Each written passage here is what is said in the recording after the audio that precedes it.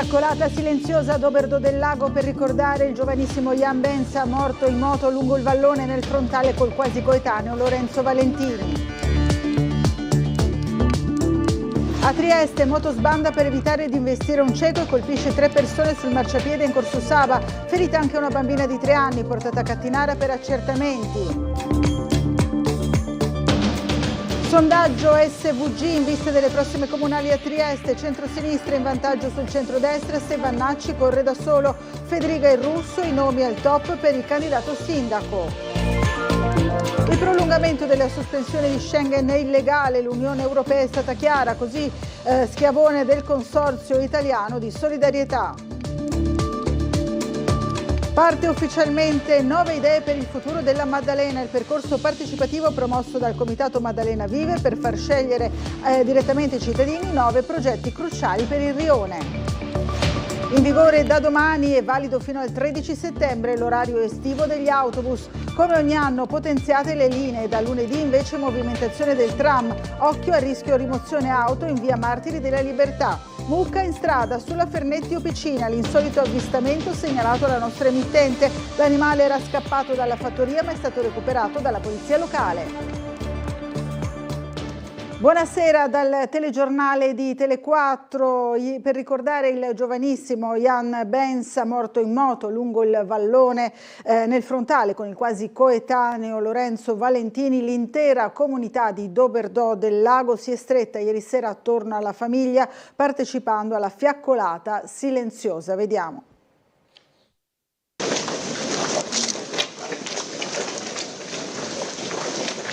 Hanno sfilato in silenzio con le candele accese tra le mani e le lacrime agli occhi. Oltre 1200 persone, l'intera comunità di Doberdò del Lago e tanti giovani arrivati anche dai comuni vicini hanno voluto ricordare con una fiaccolata silenziosa Jan Bensa, il ragazzo di quasi 24 anni morto tragicamente una settimana fa nell'incidente con la moto sul vallone insieme a un altro giovanissimo, il goriziano Lorenzo Valentini di 25 anni. Un'iniziativa spontanea nata dalle associazioni locali del paese carsico, in primis dalla DOB, la compagnia del carro di carnevale della quale Jan era appena diventato presidente. Attorno ai genitori Ingrid e Robert e alla sorella Andrea si sono stretti in un abbraccio gli amici, anche quelli con i quali in quella tragica serata Jan avrebbe festeggiato i suoi 24 anni allo scoccare della mezzanotte. Tanti ragazzi cresciuti insieme a lui, a cominciare dai compagni della pallavolo, sport che praticava fin da piccolo, quelli della squadra di calcio Mladost e del gruppo comunale della protezione civile.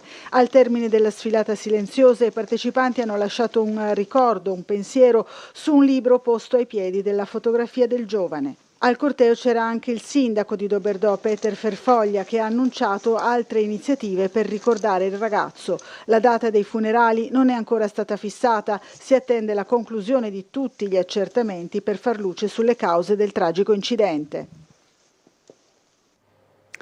E torniamo a Trieste, a un altro incidente che poteva essere davvero una tragedia, incidente nel tardo pomeriggio in corso Umberto Saba. Un motociclista nel tentativo di evitare un cieco che stava attraversando la carreggiata è finito addosso a un altro centauro che a sua volta ha investito mamma, figlioletta di 3 anni e zia che stavano camminando sul marciapiede. Poteva essere una tragedia, in un primo momento la situazione pareva molto grave, la bambina aveva il volto coperto di sangue, ma fortunatamente la ferita sarebbe superficiale. Contuse ma non in modo grave anche le altre 2 persone. Tutte e 3 sono state portate all'ospedale di Cattinara per le cure del caso. Sul posto automedica e 2 ambulanze, oltre alla polizia locale in forze, le vedete per i rilievi dell'incidente e la gestione del traffico in una zona molto centrale della nostra città. È risultato impraticabile Corso Saba fino al termine delle operazioni.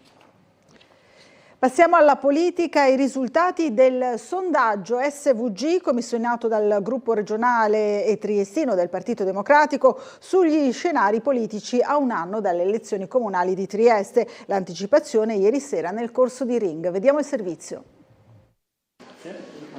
Centro-sinistra avanti sul centrodestra a un anno dalle elezioni comunali, specie se futuro nazionale del generale Vannacci dovesse fare corsa solitaria. Federica Russo al top per popolarità fra i candidabili a sindaco di Trieste, con Di Piazza che rimane comunque il più noto. Sono queste le principali indicazioni che emergono dal sondaggio realizzato da SVG fra il 4 e l'11 maggio, intervistando 700 maggiorenni residenti a Trieste, 2.967 non hanno invece risposto. A commissionare la consultazione resa nota ieri sera a Ring il gruppo triestino e regionale del Partito Democratico. Fra i punti di partenza dell'analisi la qualità della vita a Trieste, che sarebbe peggiorata negli ultimi anni per il 63% degli intervistati, dunque le ipotesi sul malcontento verso l'amministrazione, in cui svetta la proposta della cabinovia, battezzata però Ovovia dalla SVG, a quota 55, la gestione del tram di Opicina al 35 e i ritardi sui lavori pubblici al 29. Quanto alle personalità politiche note che vengono in mente spontaneamente agli intervistati, predominio del sindaco Roberto Di Piazza al 63%, seguito dal governatore Massimiliano Fedriga al 25% e dal consigliere del PD Russo al 18%. Tra quelle invece indicate dai sondaggisti sulla base di un elenco, ancora Di Piazza in testa con il 93%, seguito da Fedriga al 92%, Russo al 75% e l'assessore regionale all'ambiente Fabio Scoccimarro al 74%. Infine l'orientamento di voto alle liste per le elezioni comunali dell'anno prossimo, con il centrosinistra dato avanti con il 49% contro il 41% del centrodestra, considerando però Futuro Nazionale di Vannacci fuori dalla coalizione conservatrice, quotato al 4,5% come ago della bilancia, più TLT stabile all'1,5%. Andando nello specifico, a guidare il centrosinistra ci sarebbe un PD al 21,5% contro il 16,5% della precedente tornata, adesso Trieste al 10,5%, 8,9% in precedenza, Lista Russo al 5%, oltre 3 punti in meno rispetto alle ultime comunali, Movimento 5 Stelle stabile al 3%, dunque Alleanza Verdi e Sinistra, Italia Viva e Azione, quest'ultima però oggi si smarca dallo schieramento, fra il 2 e il 2,5%. Nel centrodestra Fratelli d'Italia il 23% contro il 15,5% di 5 anni fa, Forza Italia il 7,5% in calo di 1 punto, Lega al 6% in calo di 4 punti, Lista Di Piazza al 4% contro l'11% della precedente tornata, con Di Piazza ricandidato sindaco, e la nuova nata Idea Giuliana con mezzo punto percentuale. Quindi questo, diciamo, è la fotografia del momento, è la situazione, vedete, totale centrosinistra, totale centrodestra, è la somma dei partiti e il che non corrisponde veramente al dato della coalizione necessariamente. Per cui diciamo, per quanto riguarda il futuro nazionale, proprio perché le coalizioni non sono ancora formate, futuro nazionale può stare dentro o fuori. Adesso centrosinistra così com'è, con futuro nazionale fuori, avrebbe un vantaggio abbastanza ampio. E i commenti al sondaggio SVG sulle elezioni comunali a Trieste di Francesco Russo, consigliere comunale e regionale del Partito Democratico, e Claudio Giacomelli, capogruppo in Consiglio regionale e segretario di Fratelli d'Italia triestino. Vediamo. Ma il dato più interessante è la fiducia che la maggioranza dei triestini sembra manifestare nei confronti del centro-sinistra. Il centrodestra oggi sta facendo gli stessi errori che sono capitati a noi in passato, cioè dividersi e sbagliare l'approccio alla città. Ovovia è l'esempio più lampante, il centrodestra si è intestardito e oggi si ritrova con il minimo storico di consensi. Cioè devo commentare il sondaggio commissionato da Francesco Russo per dire che il centro-sinistra è super in vantaggio nel caso candidi sindaco Francesco Russo? Beh, penso che sia un sondaggio tendenzialmente inattendibile. Se fossero sempre attendibili i sondaggi avrebbero vinto il Comune di Venezia, dove dicevano di vincere, e invece non hanno affatto vinto. Mi sembra un sondaggio che lascia il tempo che trova. Così Francesco Russo, consigliere regionale e comunale del PD, e Claudio Giacomelli, capogruppo in regione di Fratelli d'Italia e segretario triestino del partito, sul sondaggio realizzato da SVG e commissionato dal Partito Democratico, che propone il centrosinistra in vantaggio sul centrodestra in vista delle comunali dell'anno prossimo. Non è mancato via social anche il commento del sindaco di Trieste Roberto Di Piazza. Prendo atto, ha scritto, che il perdente Russo, già bocciato dal suo partito, si commissiona un sondaggio per cercare di essere il meno peggio in un centrosinistra in cerca di autore e privo di idee. Io credo che le persone non contano in questa fase. Posso dire con certezza che il prossimo candidato del centrosinistra o la prossima candidata del centrosinistra sicuramente non porteranno avanti il progetto folle dell'Ovovia, sicuramente lavoreranno per sbloccare da subito la piscina terapeutica e sicuramente penseranno alla sicurezza di questa città, ad esempio provando a richiamare attraverso il governo nazionale i poliziotti che oggi stanno inutilmente ai confini invece che pattugliare le vie e le piazze della nostra città. Intanto devo dire anche che non c'è scritto nella Costituzione che ad esempio Azione debba andare col centro-sinistra, esattamente come per ciò che riguarda i Vanacciani ci si troverà, come è normale, per parlare di programmi, come parliamo sempre con tutti. Quindi ripeto, un sondaggio fatto ad hoc con il 2,5% di altri partiti del centro-sinistra, ma chi sono? Forse Rifondazione Comunista, con cui stanno già facendo l'accordo per Futuro in Comune. Ecco, allora devo dire, io non ho paura di questo sondaggio. E il nuovo segretario comunale di Azione, Arturo Governa, si è smarcato proprio ai nostri microfoni dall'inserimento del partito nella coalizione di centrosinistra fatto appunto dal sondaggio SVG. Vediamo. Sì, ci teniamo a puntualizzare un concetto che ritenevamo abbastanza chiaro.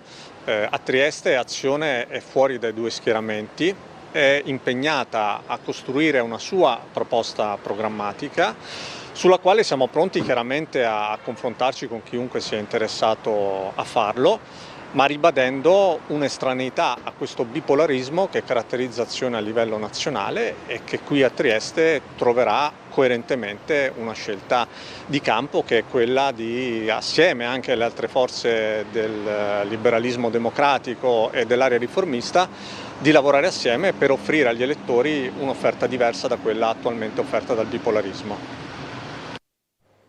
E sempre sul sondaggio SVG abbiamo sentito la segretaria regionale del Partito Democratico Caterina Conti, che nella sua analisi sottolinea in particolare il risultato sullo scarso gradimento dei cittadini per l'attuale governo della città. Sentiamola.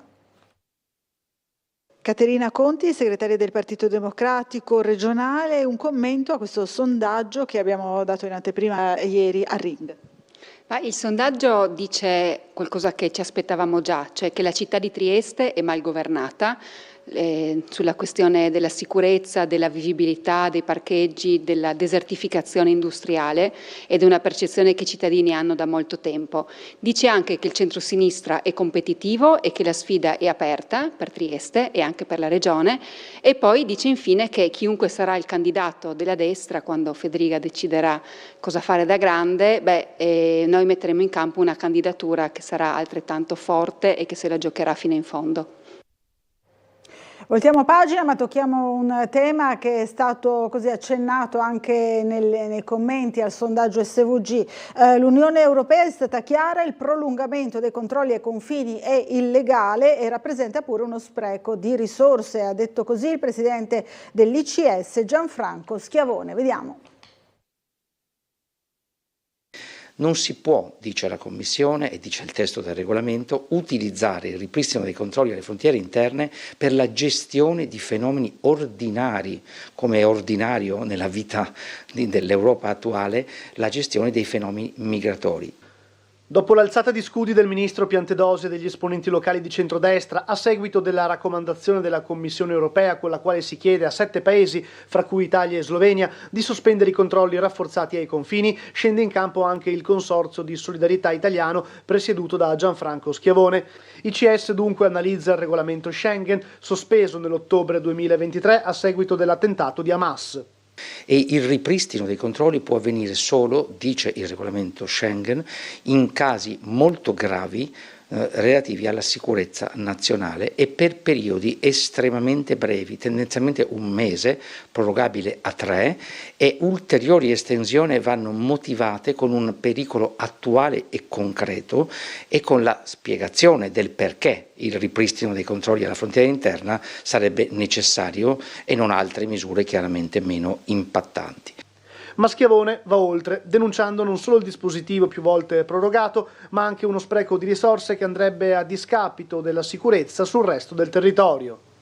Quindi si tratta di un ripristino sostanzialmente illegale, questo dice in linguaggio diplomatico la Commissione, ed ecco perché chi l'ha disposto e chi addirittura con arroganza lo vuole mantenere ne deve rispondere politicamente alla cittadinanza, perché parliamo di una alterazione dei meccanismi fondamentali dell'Unione Europea, uno sperpero incredibile di risorse pubbliche, è un distoglimento, uno spostamento di funzioni della pubblica sicurezza sottraendoli ad altri compiti e quindi alla sicurezza del territorio. Torniamo sul caso Resinovic. Quando una tragedia viene trasformata in parodia, a perdere sono tutti, così l'avvocato di Sergio Resinovic, Nicodemo Gentile. Il deposito della perizia su abiti e coltelli di Sebastiano Visintin, marito di Liliana e unico indagato per la morte della moglie, e il bracciale nero e celeste consegnato dal fratello della donna sono i reperti sotto analisi. La consegna dei risultati era prevista per lunedì prossimo 8 giugno, la nuova data invece è il 6 settembre, quindi slitta ancora. A Trieste, mi dispiace dirlo, siamo ormai alla farsa, ha commentato il legale. Si attende invece il prossimo 26 giugno per il conferimento dell'incarico per le indagini dattiloscopiche sui sacchi che avvolgevano il corpo di Liliana. La commissione sulla Triestina Calcio e sull'utilizzo dello stadio Rocco, richiesta lo scorso 8 aprile, mai convocata, è stata al centro della conferenza del consigliere PD Luca Salvati e dei consiglieri della 7ª circoscrizione. Vediamo il servizio. Prendiamo atto che la Giunta di Piazza non ha assolutamente intenzione di parlare della Triestina e anche dello stadio Rocco.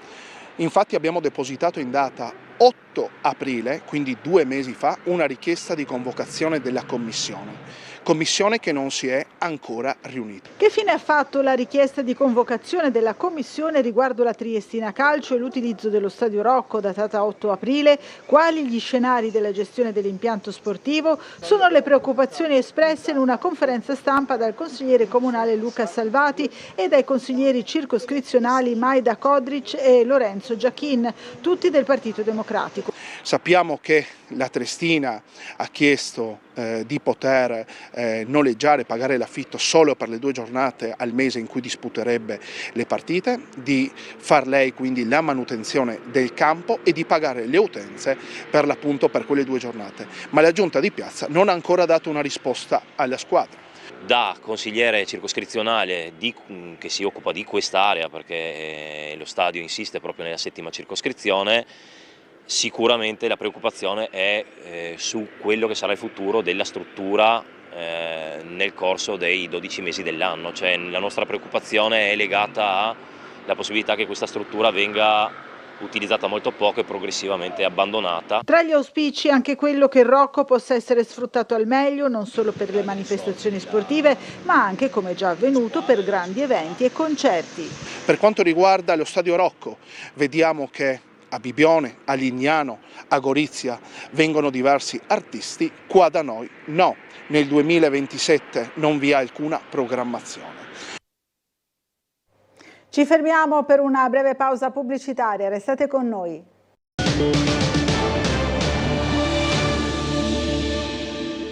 Il comitato Novo Via ha annunciato l'evento estivo per ringraziare tutti coloro che hanno contribuito alla battaglia contro il progetto della cabinovia, battaglia che continua. Vediamo il servizio. Faremo un ringraziamento, diciamo, collettivo, una specie di festa, adesso che c'è la bella stagione, per ringraziare tutte queste centinaia e migliaia di persone che hanno dato in varie forme contributi in questa campagna di raccolta fondi, senza le quali non avremmo potuto sostenere le spese del Consiglio di Stato, che sono molto alte. Grazie del sostegno e noi andiamo avanti. È il messaggio fatto passare dal comitato Novo Via che si prepara all'evento estivo volto a consegnare le ricompense previste a coloro che hanno aiutato il comitato a sostenere la battaglia contro la cabinovia. All'appuntamento verrà anche presentata una sintesi di questi 5 anni di attività del collettivo. E poi vediamo ovviamente che ci sono sempre delle grandi difficoltà da parte del Comune, no? Cioè il Comune non sa più cosa fare veramente, no? Quindi forse voleva avere l'aiuto da parte del TAR del Lazio di dire ma chiudiamo tutto, dovrà prendersi una responsabilità di dire abbiamo sbagliato e chiudiamo con la minima spesa possibile per i triestini. Il Comitato ha poi analizzato la sentenza del TAR del Lazio che aveva dichiarato inammissibile il ricorso contro il decreto Salvini per lo stanziamento dei fondi per l'opera. Le cose non cambiano, cioè il blocco del progetto resta perché resta ovviamente in vigore la sentenza del TAR del Friuli Venezia Giulia e invece commenteremo anche il ricorso presentato dopo quello dei residenti, che è stato fatto subito contro l'opposizione del Comune e della Regione alla sentenza del TAR di Friuli Venezia Giulia, sia i residenti prima e adesso anche le associazioni nazionali ambientaliste hanno presentato un ricorso aggiuntivo perché ci sono dei punti che secondo noi il TAR del Friuli Venezia Giulia non ha esaminato sufficientemente, che sarebbero ancora più forti nel bloccare tutto, però sono aggiuntivi, mentre la sentenza principale è quella, la discussione principale che non sappiamo però quando ovviamente, perché il Consiglio di Stato può andare avanti anche molto, molto a lungo, prima o dopo ci sarà una sentenza che chiuderà la vertenza definitivamente, intanto noi andiamo avanti. No? Parte ufficialmente 9 idee per il futuro della Maddalena, il percorso partecipativo promosso dal Comitato Maddalena Vive per far scegliere direttamente ai cittadini 9 progetti cruciali per il rione. Vediamo. 9 idee per il futuro della Maddalena. Dice già molto nel titolo la nuova campagna promossa dal Comitato Maddalena Vive che si svilupperà tra giugno e luglio. L'obiettivo è chiaro, far scegliere direttamente ai cittadini i 9 progetti prioritari per il rione da sottoporre a chi il prossimo anno si candiderà a governare Trieste. Riteniamo che sia fondamentale costruire i cambiamenti partendo dall'ascolto e dalla partecipazione di chi vive nei quartieri. A volte la politica immagina, sente la partecipazione come un ostacolo, come un rallentamento. Noi come Maddalena Vive crediamo invece che sia un passaggio fondamentale per costruire dei cambiamenti, delle rigenerazioni urbane che rispondano veramente a quello che c'è bisogno nel quartiere. Quindi da oggi fino al 18 luglio faremo una serie di banchetti, sarà possibile votare online o in presenza nei banchetti che faremo e chiediamo a tutte e tutte di votare e di scegliere assieme a noi le 9 proposte più importanti per cambiare il futuro della Maddalena. La scheda di voto è suddivisa in 3 categorie, breve, medio e lungo termine. Tra gli interventi a breve termine ci sono ad esempio la richiesta di nuove altalene, tavoli nei giardini pubblici, fontanelle lungo la ciclabile, nuovi orti urbani, strumenti di moderazione della velocità e l'avvio di un servizio di educativa di strada. Nel medio termine la sfida si sposta su percorsi pedibus per le scuole Laghi e Bergamas, nuove alberature anti-isole di calore, l'apertura di una farmacia comunale, misure a sostegno del commercio di vicinato. Infine, tra i progetti più ambiziosi a lungo termine, spiccano la creazione di una piazza verde nell'area dell'ex disinfezione, la rinascita delle serre di Villa Sartorio come spazio di comunità e l'attivazione del portierato sociale. Inaugurata con una grande festa che ha coinvolto i 350 alunni, la nuova scuola elementare De Amicis di Staranzano. Importante intervento di rigenerazione urbana. Vediamo.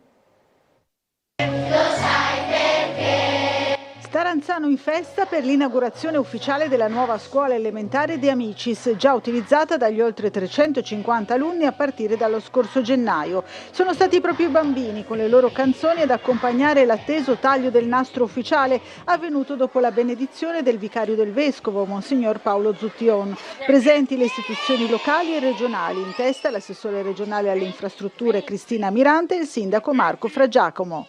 Sì, questo è un ottimo esempio di nuova edilizia scolastica che ovviamente è sicura perché è antisismica, è efficiente da un punto di vista energetico, in più è uno di quegli esempi in cui le amministrazioni, oltre ai fondi PNRR e il sostegno della Regione, si sono impegnate anche a reperire i fondi del GSE. E questa è una cosa molto positiva e da noi molto auspicata anche per i prossimi interventi. Un progetto architettonico all'avanguardia che sostituisce il vecchio edificio demolito per favorire la rigenerazione urbana. E ha evitato il consumo di suolo attraverso la sostituzione edilizia rispetto alla scuola precedente. Si tratta di un intervento ovviamente in una parte del territorio dove c'è bisogno, ovviamente è una scuola molto numerosa in termini di bambini iscritti e quindi è un esempio positivo. I lavori sono finiti prima della ultima data 30 giugno prevista per il PNRR.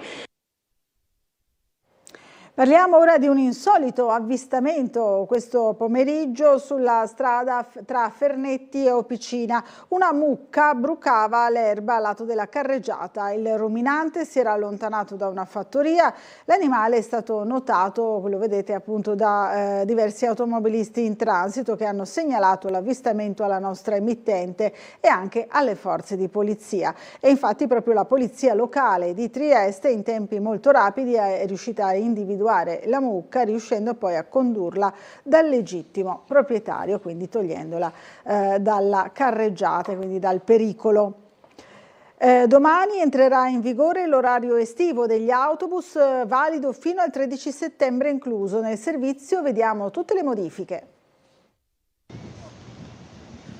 Trieste Trasporti comunica che da domani entrerà in vigore l'orario estivo degli autobus, valido fino al 13 settembre incluso. Queste le principali variazioni rispetto all'orario invernale. Per la linea 7 Muggia-Lazzaretto viene ripristinata la fermata richiesta su strada per Lazzaretto all'altezza del campeggio San Bartolomeo. Per la linea 9, esclusivamente per quanto riguarda le corse in partenza da Piazzale Gioberti e dirette verso Campomarzio, nella fascia oraria 7:30-19:30, da via Ottaviano Augusto il percorso viene prolungato in Riva Traiana, confermata all'altezza dello stabilimento balneare Ausonia. Per quanto concerne la linea 19 non viene effettuato il prolungamento delle corse fino a Barcola e il capolinea viene spostato in largo Città di Santos. La linea 19 Barrate invece non è operativa nel periodo estivo. Poi la linea 20 da Muggia a Barcola, le corse in partenza dalla cittadina rivierasca nella fascia oraria dalle 5:45 alle 20:32 nelle giornate feriali e in quella dalle 7:48 alle 20:34 in quelle festive vengono prolungate fino a Piazzale 11 settembre con transito all'interno dell'area di Portovecchio in entrambi i sensi di marcia. Come ogni anno la linea 36 è operativa tutti i giorni. Le linee scolastiche 55, 56, 57 e 58 non sono operative, con la sola eccezione di lunedì 8 e martedì 9 giugno, in cui le corse sono regolarmente programmate vista l'apertura degli istituti scolastici. Infine la linea 70, corse operative ogni giorno sul nuovo percorso dal municipio di Aurisina fino a Sistiana Mare. Gli orari sono consultabili sul sito di Trieste Trasporti e sul travel planner del sito di TPL FVG. E all'inizio della prossima settimana sono previste anche le movimentazioni del tram di Opicina. Si tratta di esercitazioni per i conducenti che conseguiranno la patente. Il tratto interessato dal percorso sarà anche quello di via Martiri della Libertà, dove spesso vengono parcheggiate le automobili. I proprietari quindi dei mezzi sono pregati di provvedere alla loro rimozione entro lunedì per non incorrere in sanzioni e rimozioni. Ed è tutto per questa edizione del nostro telegiornale. Grazie dell'attenzione e buon proseguimento di serata.